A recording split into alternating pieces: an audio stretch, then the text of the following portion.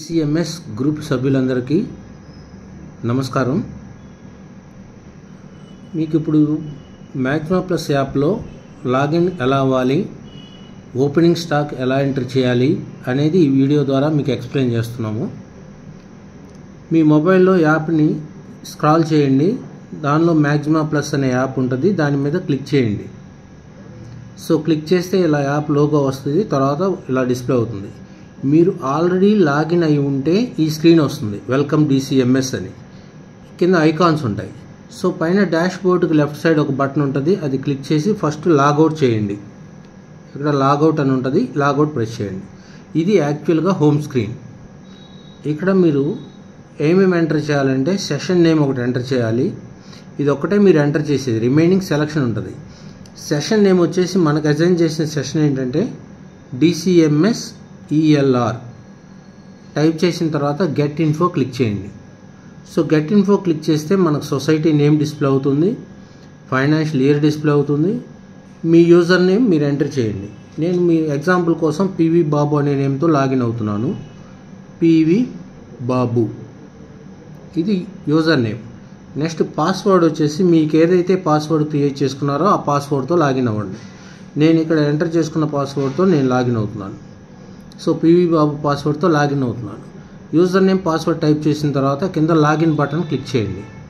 So login button click చేస్తే ఇక్కడ save password అని వస్తుంది, మీరు సేవ్ చేయదలుచుకుంటే సేవ్ చేసేయండి. ఇది వెల్కమ్ DCMS యాప్లో ఉన్న ఐకాన్స్. ఇలా మీరు స్వైప్ డౌన్ చేశారనుకోండి, యాప్ రీఫ్రెష్ అవుతుంది.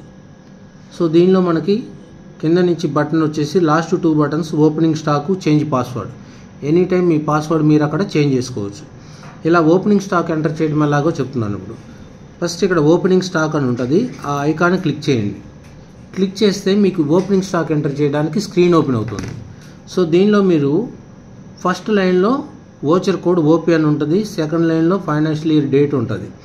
ఆ రెండు ఫిక్స్డ్గా ఉంటాయి. థర్డ్ లైన్లో వచ్చేసి మీ బ్రాంచ్ని సెలెక్ట్ చేసుకోవాలి.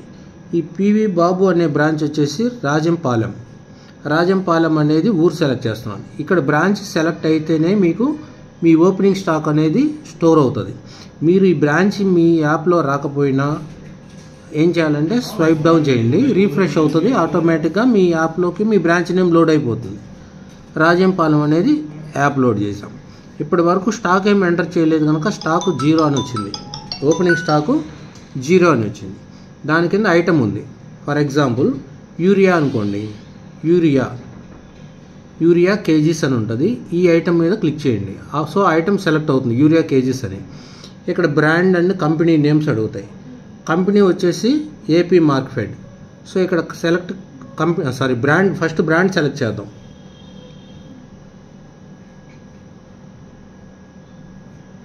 RCF బ్రాండ్ వచ్చేసి RCF అండి.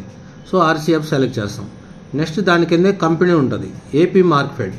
AP సెలెక్ట్ చేయండి, టైప్ చేయండి. AP మార్క్ఫెడ్ అనేది అంటే మీరు టైప్ చేసిన లెటర్తో ఉన్న కంపెనీ లిస్ట్ వస్తుంది, దానిలో AP మార్క్ఫెడ్ అనేది సెలెక్ట్ చేసాం.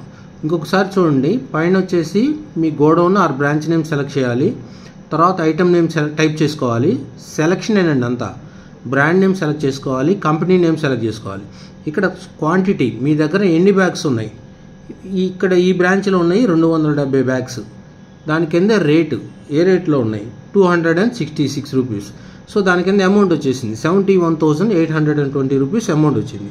ఈ స్క్రీన్ మినిమైజ్ చేయండి, ఒకసారి రివ్యూ చేసుకోండి. మీరేమి ఎంటర్ చేశారు, బ్రాంచ్ నేమ్ ఎంటర్ చేశారు, ఐటమ్ నేమ్ ఎంటర్ చేశారు, బ్రాండ్ నేమ్ ఎంటర్ చేశారు, కంపెనీ నేమ్ ఎంటర్ చేశారు, నంబర్ ఆఫ్ బ్యాగ్స్ ఎంటర్ చేశారు, రేటు, అమౌంట్ కూడా వచ్చింది.